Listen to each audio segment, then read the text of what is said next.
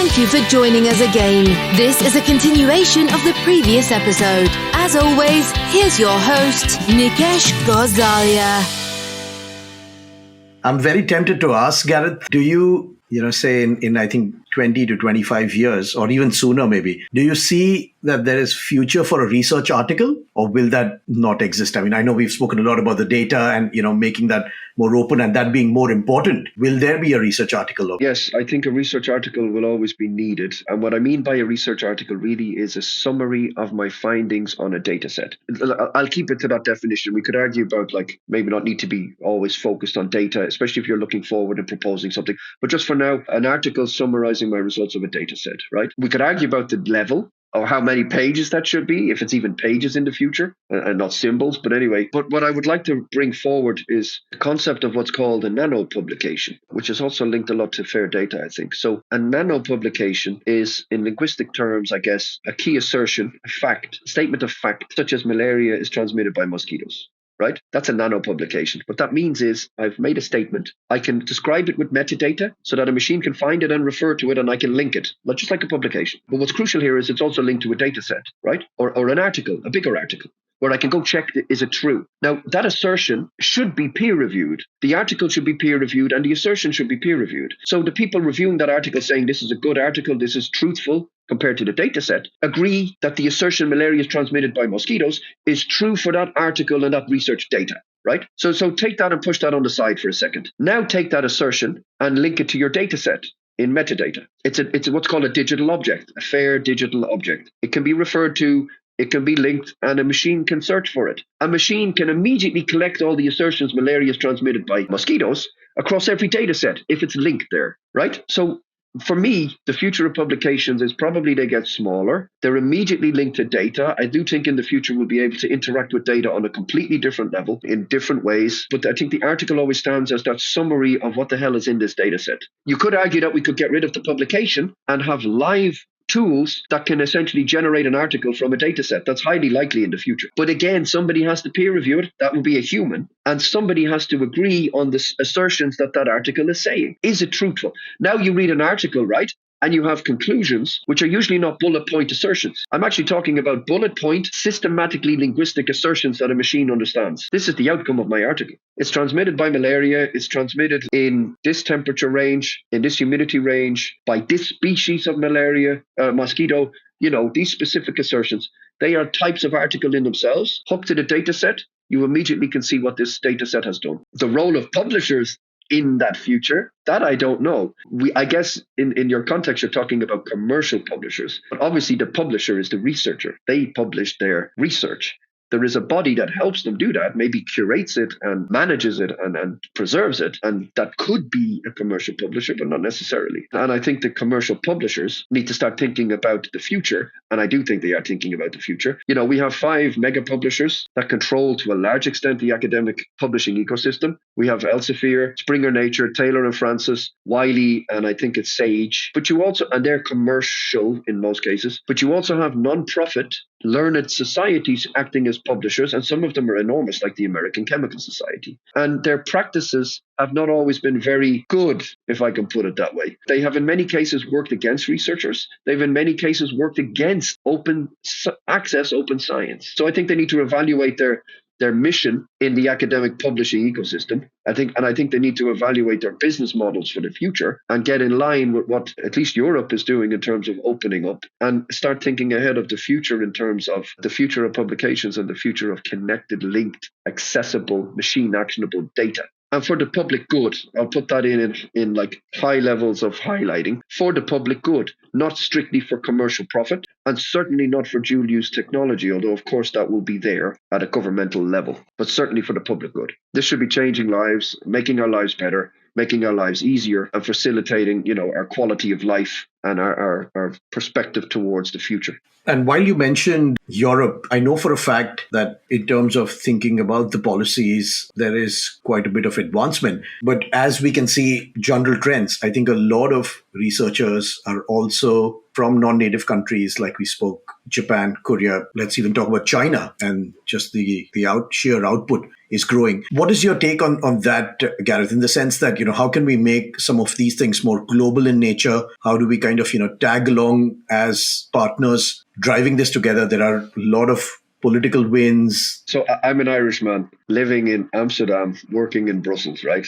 Just to put this into perspective. So my point is, science, the world has become global, and science is without exception and should be public global enterprise. Research transcends boundaries and always should. Even during times of war and crisis, we see scientists trying to work together. Maybe not all, but certainly scientific community trying to work together. And that's the whole point of science in a way. It steps beyond the here and the now and the cultural differences and the political issues to get to the truth. And what I mean by the truth is, if it's even there, is objective truth of our existence, an objective truth in the world, right? Whether there is a real world or not is another question, which we could keep for another podcast. But in any case, the closest we can get in our physical interaction with this universe through, specific perceptory system, a body, and the closest we can get to the truth. And that's science. It's the way to get to the truth. It's the methodology and the best way we have to get to the truth. And that's working on the work of those that went before us and working with those that are around us now, right? So science is global. It's not European. My focus is on Europe because I am in Europe. I know Europe best, and it's very hard to be an expert in everything, and certainly on a global level, right? So my focus is Europe. Now, that said, I do think that we need to be working together now in terms of open science on a global level, and we are. There's a lot happening in different regions. If I take, for instance, the European Open Science Cloud Initiative, that's a huge driver for open science in Europe, right? It's connecting digital objects, data, but it's pulling in everything else linked to open science because that's how the train works, as you move forward building a huge web of data like this, you're pulling in all the different aspects of science. But there is also clouds, for instance, in Brazil. There's an open cloud in development. There is an open cloud in China. The United States is working on its own cloud infrastructure. So the idea really here is that we first of all communicate so that the standards and protocols that we use for the data transfer and the data metadata descriptions are systematic and communal. Right? There's no point in us having one, United States having another, and then we can't do anything. So the idea is that we essentially hook up, ultimately leading towards, if you will, a global open science cloud. And maybe just to be clear here, and I'm going to quote Karel Lauben, a good colleague and current president of the EOSC Association, who said that EOSC, European Open Science Cloud, is a terrible word because it's not European. It's starting in Europe, but ultimately its goal is to link to the rest of the world, agree on standards, and create a web of data, which is non-boundary specific. It's not open. It's about fair data. It's about machine actionability of data, which could be open, but does not have to be open. It's not about science. We're starting with research. We're starting with research data, first of all, in the public sphere in academia, but it will extend to research data in the private sector, and it will extend to all data. So not just research data, but for instance, public data. You could think of transport data. You could think of medical data, and ultimately any data that's out there, as long as they comply. Just like the internet. There's no one specific type of web page or content. Everything is available. It's a living organism, right? And it's not a cloud. At its heart, it's a set of protocols on how to share the data, on how to make the data findable, accessible, interoperable, reusable, and on how to gain access to that data. The data itself is stored at local data repositories, probably universities or companies, and they connect. And so, if you will, this open science cloud is kind of, how will I say, emergent. It emerges from the connection of the others, right? The parts extend, the whole is beyond the parts. So again, like a human body, right? You see this one entity called Gareth talking to you with an apparent personality and an accent. But I mean, at the core, I'm a collection of organs, a collection of cells, which somehow make this whole. And that's what the future of this cloud is. So to get there, we are working on this particular EOSC in Europe, but there are other regions working on it. And the idea is ultimately to connect to data sets from outside of Europe and to connect the clouds or whatever they call their initiatives outside of Europe and globally, communally work on this together so that this data is out there for all researchers. I should be able to find data from India. They should be able to get access to my data from Europe. And a machine should be able to look at both and do some work to help us along that path. I must acknowledge the way you're able to explain some of these things, Gareth. In my personal experience, I've found some of the terms, some of the policies to be extremely technical. But this is just so fascinating. I'm able to connect the dots so much better than ever before. And I must acknowledge and I must say thank you so much. Thousands, if not tens of thousands of people doing this. Ultimately, the researchers, there's 2 million researchers alone in Europe, right? So they're doing all this really detailed technical work. And the technicians, of course, are building all of this. So there's a huge amount of work going into this. And again, not just in Europe, colleagues from all across the world, And that's the idea. And I get your point. Absolutely. On different countries, different languages.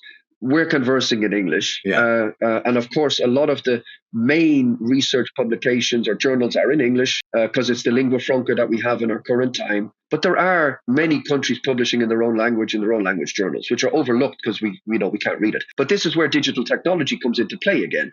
In the future, what's core is that article has metadata. And I don't care what language it is. It could even be in a new conceptual language we create. But your article, what's your native language? Hindi. So let's say you publish an article in Hindi. I publish one in English or in Gaelic. We go back to the assertions I'm talking about, and I'm thinking ahead now. I don't need to read your article in Hindi. I just need to know what your key assertions were to know if it's relevant or not. If it's relevant, I take the next step and I get a future translation mechanism to translate that article for me. Right? So, and either again, it translates direct from Hindi to English, or it translates into a meta language that can then be dispersed immediately across the web into all languages. This is something Google, I'm 100% sure, is working on, of course. But in any case, language should not be a barrier in the future. Even now, it shouldn't be a barrier. I should be able to access the key assertions, conclusions from your article. Data, the metadata, should also be similarly easily machine translatable. And then the data itself should speak for itself, unless it's in the language, in which case we deploy translation tools of the future, right? So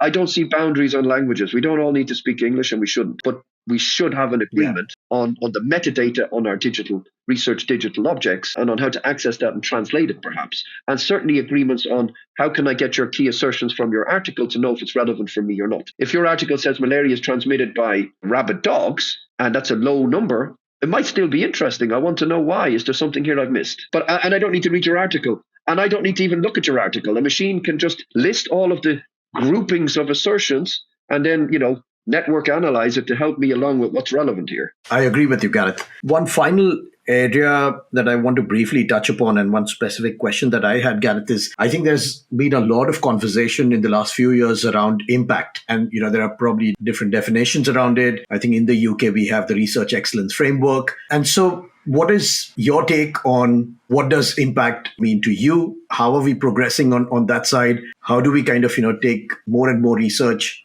out to the public so that they can understand it in maybe in simpler terms? Overall thoughts on that? So this is another podcast in itself. It's one of those topics. Impact is huge, right? It ultimately comes down to what do you mean by impact? Let's take the word that's used in academia at a high, at a straight level. So there's what's called the journal impact factor, right? The JIF. And this is essentially how we measure the impact of journals. Now, the history of the JIF, I think, is simple. Research libraries, universities, have strict fixed budgets for buying subscriptions to journals. And so to help them pick what subscriptions should I buy, because I can't buy them all, and they're not all relevant for my researchers, what are the most relevant journals from my group, right? In terms of the discipline and in terms of how relevant they are. I used the word relevant. I didn't use the word good. So relevant. And so the impact factor came along, looking at how they cite each other, communities cite each other, and how important those journals are to researchers, right? This is where the rise of the branded journal came. Suddenly it became clear some were more equal than others, and suddenly were more important. And suddenly the impact factor shifted from a tool to help libraries to buy subscriptions to a recognition of excellence or importance. And thus, by extension, the peer review committees of these journals and the journals themselves became the gatekeepers to academic excellence. So if you publish in Nature, you must be a genius. And you're the one that I need to work at my institute, right? So impact is a very restricted sense there for how we work currently in academia. And that's essentially impact in your research community. In other words, how important or how, and I use these words like cynically, but how important you are in your community, right? So that's that impact. And what we know is that that's rubbish. Impact is not, that was not what its original intention was. We know, for instance, in Nature, that not all articles are as important as the rest just because they're in Nature. You have the few that get mega cited because they probably are groundbreaking, and then the rest get pulled up because of the mega citations when you average it out, right? So I think impact is now becoming to mean impact on society, right? So whereas impact typically was measured within the research community, the current shift we see certainly in Europe and I think also America and beyond is impact outside of academia. How are you spending the public money? And what are you doing, right? And this is where the sustainable development goals come into play and get pulled to research, right? So you see a lot of countries now saying, yes, you can work on whatever topic you want as long as it fits one of these goals or objectives of these goals. Now that's twofold. First of all, fundamental research doesn't fit in there, and it shouldn't. There should always be money for fundamental research and taking a chance and research that may go nowhere. That's the point. We don't know where the next breakthrough is, right? The second point, however, is we should be funding research that actually changes people's lives and prioritizing that research which addresses immediate societal crises or challenges or needs, right? How do we eradicate poverty? How do we eradicate climate change? How do we eradicate infectious diseases? How do we make people's lives better? How do we reduce suffering? How do we work together better? How do we reduce wars? These should have priority in our times. It shouldn't be the complete picture. There should be research. There should be, the option for or the support for fundamental research and the options to work on stuff that's probably completely irrelevant without picking a field there. So I think this is how we should be moving forward. I think it needs to be societally relevant. And in that context, impact in that sense is multifold. Impact on your discipline, right? What is your impact as a linguist in the linguistic field? Impact in the bigger picture of science. What relevance does the work I have in linguistics for the drive towards the future of science, possibly for other disciplines, for new breakthroughs, whether that's in information or in terms of products or services for the market? And then what is the relevance for society? Are we changing people's lives? Are we making people's lives better? And how are we doing that? Because these people are paying us, there should be a benefit for them too. So this impact, it needs to be defined better. I know, for instance, in Europe, the European Commission is working on pathways, impact pathways for open science. So starting to define how we do open science, all the different practices, and how we can measure real impact of doing open science. But like I said, I take a bigger approach there on impact in terms of within a discipline, within science, and then within society, and the correlations or linkages between those. And of course, there's impacts for the person, right? What does it have for me as a researcher? What do I get from it? Because why else am I doing it? Yes, I get the amazing experience of a breakthrough, and I feel like I've contributed. But also in my career, what do I get? Because that's what every person asks, right? How do I achieve what I want to achieve in my lifetime or in my career? So impact is on many, many levels and many, many sectors, right? It's a matrix, and some should be prioritized, and maybe some lesser prioritized, or there should be some form of ranking, I don't know. And it depends on who's looking. That ranking will depend on who's looking. A citizen will look and say, what have you done for me? A researcher will say, what do I get? What does science say? Science says we go forward, Absolutely, yeah.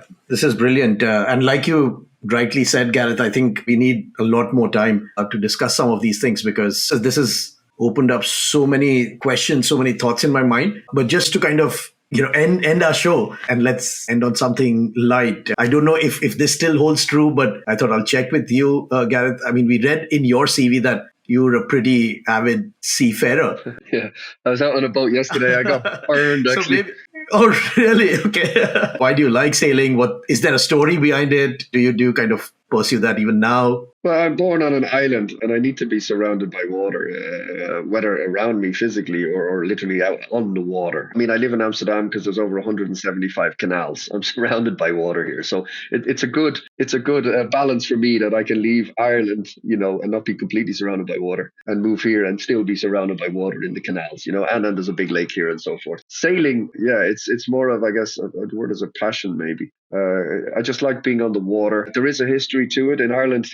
We don't have that many boats actually, but we have some traditional boats. I've actually built a very archaic rowing boat in Ireland made from hazel rods and animal skins. Although we didn't use animal skins, we actually used a type of tarpaulin to avoid that issue. But a colleague of mine, a friend of mine, he's a boat builder. He spent his entire lives on boats in the Netherlands, and he has built what we call an Irish hooker. A hooker is a special type of traditional Irish boat. There's different sizes, but the big one is about 35 feet long. It's got usually red sails. And when it sails, it gets very sharp to the water. And these boats were used for transporting goods on the west coast of Ireland, typically bringing turf or wood even over to the islands, which had no wood, no trees. So needed these materials, these goods to survive, you know. It was originally a workhorse. Now it's a pleasure boat. There's not many actually in the world, but there is one here, two here actually in Amsterdam, built by my good friend. And he goes out on this boat every now and again. So we usually go out sailing on the IJsselmeer. This is the lake in the Netherlands, which used to be the former South Sea. And then they just built a 30-kilometer dike across the ocean and turned it from a saltwater lake into a saltwater sea into a freshwater lake. So yeah, if you come to Amsterdam, you may sometimes catch me out there on the IJsselmeer on the boat in good weather. Really nice. Thank you for sharing that, Gareth. One final question, because you're very knowledgeable, you're very passionate about science, open science. Just for the benefit of listeners, where can we get to find more about you or everything that you're working on or anything that you have worth sharing, if you don't mind sharing?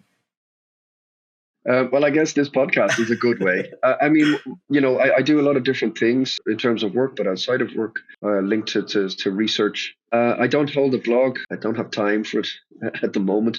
But what I would say is, I mean, I do have an Orchid account. I'm sure people can find me on Orchid if they want to see some of the stuff I've done. I do have a Twitter, but I've been very lazy the last year or so with this. But I think otherwise, just type my name into Google every now and again and see if something useful or interesting is there for people. I do end up giving a lot of talks, especially for researchers, to explain open science to them and why we do this and how we should do this. So, I mean, I am out there on the net. People can find me. Yeah, put my name in. You probably get this. I know there's a Gareth O'Neill in Ireland who plays Gaelic football. You might get him from Crossmaglen. So you'll just have to, be a researcher and delimit all the fines. And I'm sure you'll find me out there somewhere. Gareth, thank you so much for joining us. And I'm sure the listeners will find our conversation together extremely helpful. Thank you once again. Thank you everyone for joining us. You can subscribe to this podcast on all major podcast platforms. Stay tuned for our next episode. All Things SciComm is brought to you by Science Talks, a science media channel that aims to make science accessible to all. We publish articles, videos, podcasts, and magazines. To read a transcript of this episode or watch it on YouTube, visit sciencetalks.org. Also, write to us with your views, questions, and guest recommendations at contact@sciencetalks.org. Science Talks, bringing science to you.